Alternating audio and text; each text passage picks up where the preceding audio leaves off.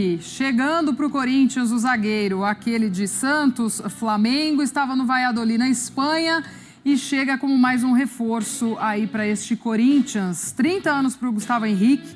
Olha, o que a gente fez, a nossa missão, ele falou de até 5 reforços, né? Então a nossa missão é ir atrás de informação e apuração. Eu, com a ajuda do Yuri Medeiros, lá do site gazetesportiva.com, aliás, se você entrar no site, está tudo muito bem atualizado. Enfim, gente, a intenção do Augusto Melo é remontar um time e ter pelo menos duas opções por posição. Então, por exemplo, centroavante, ele queria o Gabigol, não deu certo, para ter uma concorrência ali para o Yuri Alberto, ou até alguém para jogar junto com o Yuri Alberto. A ideia do Corinthians é ir atrás do Rafael Borré. É Borré que fala? Você acha que é?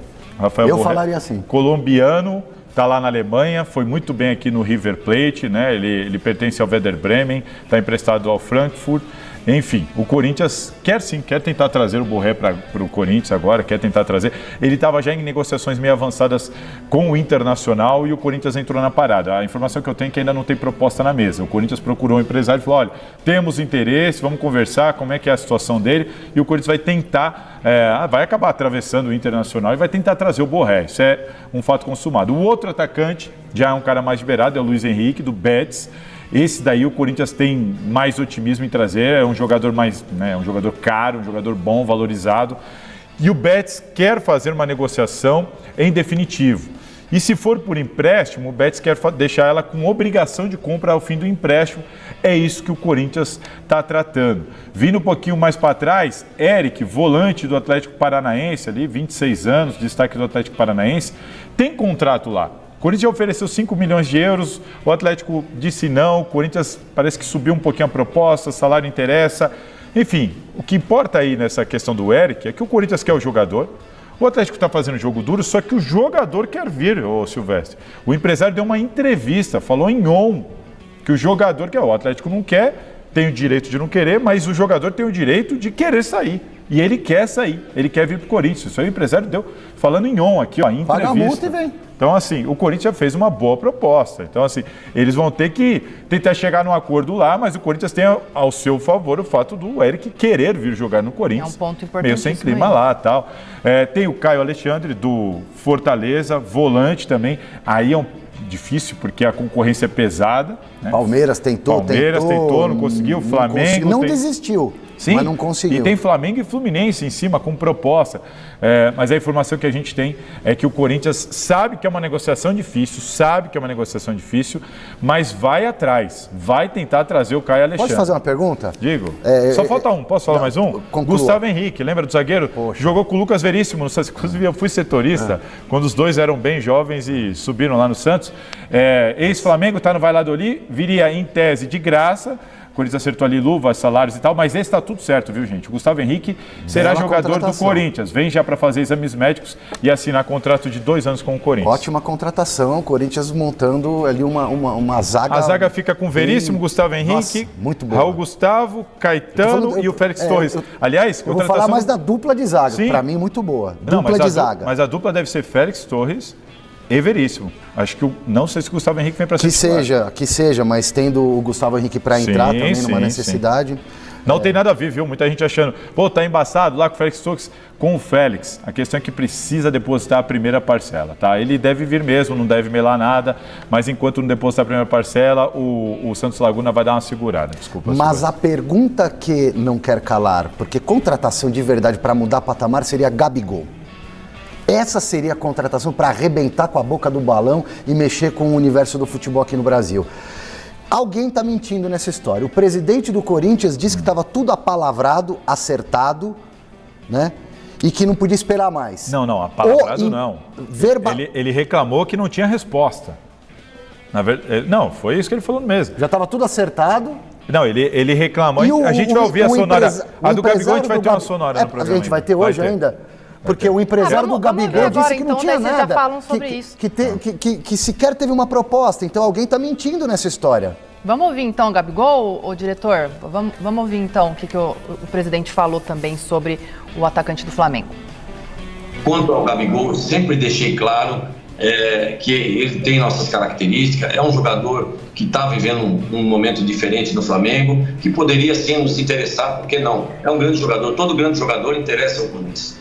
Houve sim uma conversa com o Flamengo, houve sim uma conversa com o empresário, deixamos muito claro a eles que havia uma intenção e eles pediram para esperar. Aí fomos esperando, só que chegou uma hora que não dá para esperar mais. Fomos realmente focados num Gabigol que seria interessante para a gente em todo sentido. Um grande jogador, marketing, para a gente seria muito importante em todo sentido. Uma contratação de peso.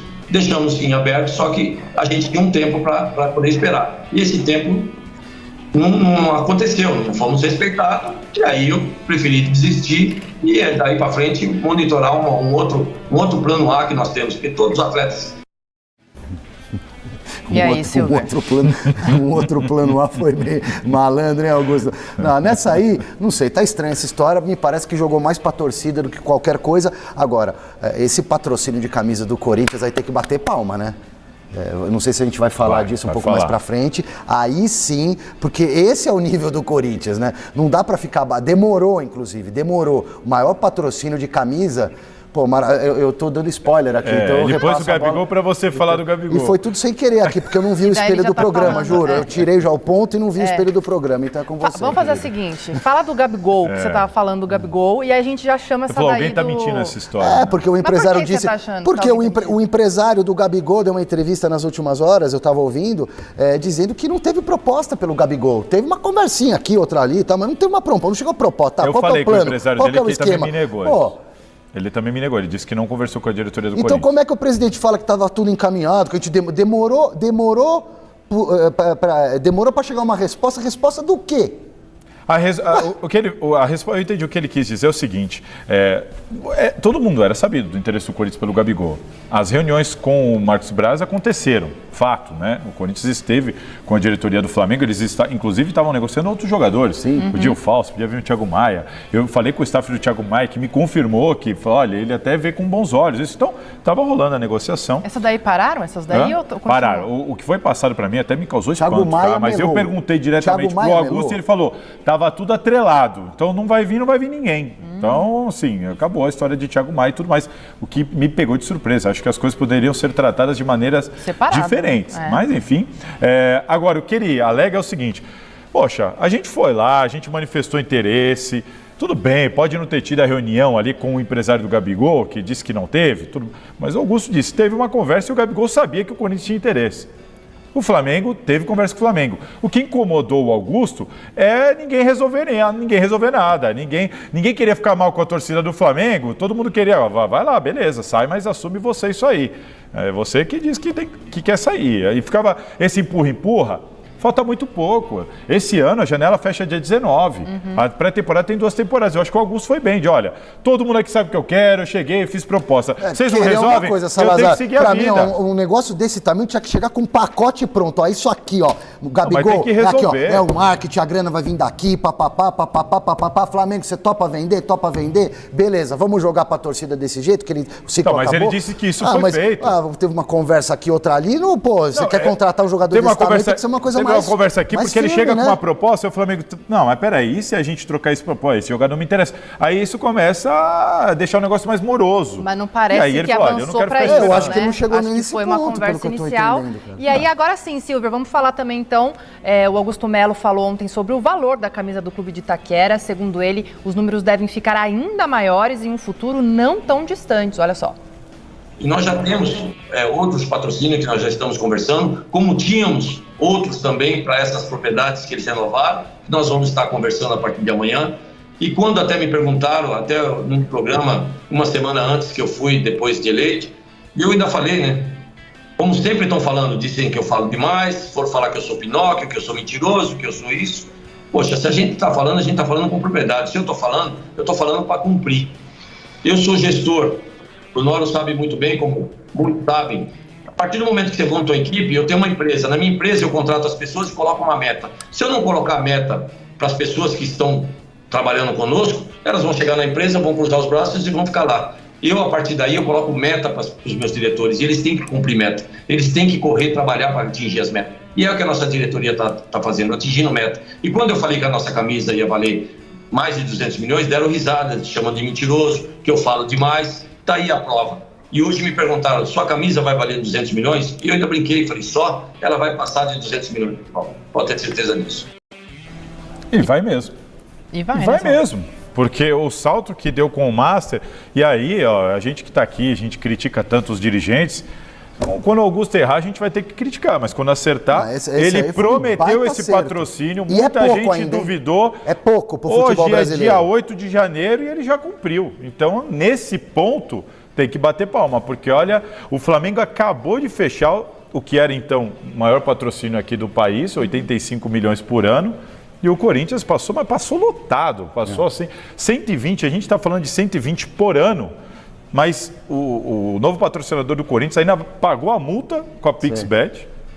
Vai dar 10 milhões de luvas, além dos 360 milhões. A Neoquímica continua na camisa num outro lugar, né? Vai sair. A Neoquímica parece que vai ficar aí ela perde o... Ela perde o Master, ela perde o posicionamento principal. Não sei para onde vai. Ela pode ir, mas para ela mudar, algum patrocinador precisa concordar com o remanejamento, ou então acabar o contrato, a gente vai ter que aguardar um pouquinho. E eu quero só, antes da gente mudar o assunto, finalizar dizendo, Titia Leila, chegou a hora de você subir o patrocínio do Palmeiras, que até outro dia era o maior da América do Sul. Latina, não sei. Ou então permitir que tenham outros, América do Sul.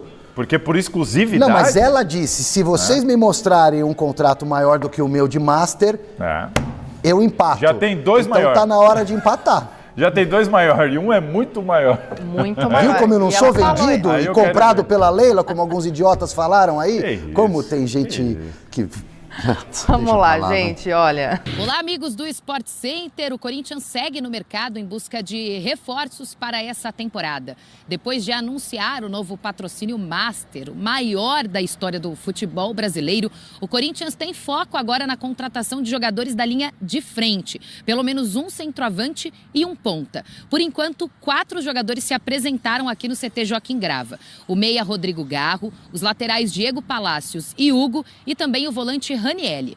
O zagueiro Félix Torres deve ser anunciado oficialmente nos próximos dias. Mas o grande objetivo da nova diretoria agora é na contratação de jogadores da linha de frente. Pelo menos mais um centroavante e também um ponta. Vocês vão ter uma surpresa de um que estava indo para anunciar ontem. Quando falou do Corinthians, eu quero o Corinthians. Então tem 3 muito bem adiantadas, com propostas na mesa.